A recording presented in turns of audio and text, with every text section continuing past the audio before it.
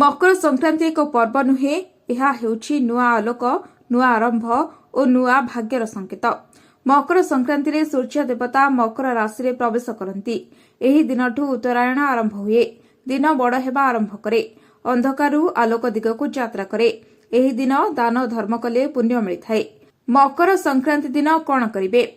सूर्योदय पूर्व स्नान करंतु, पानी रे टिके गंगाजल मिसाई स्नान कले भल। सूर्य देवतांकु जल अर्पण करंतु, तंबा पात्र रे जल नहीं ओम सूर्य नमः मंत्र जप करंतु। एही दिन घर सफा कले नकारात्मक शक्ति दूरी जाए। मकर संक्रांति रे राशि और गुड़ खाइबार महत्व रही, कारण शीत ऋतु रे शरीर को गरम रखे, संपर्क रे मिठा साणे और पाप क्षय करे। एही दिन मकर चाउल भगवान को अर्पण करा जाए।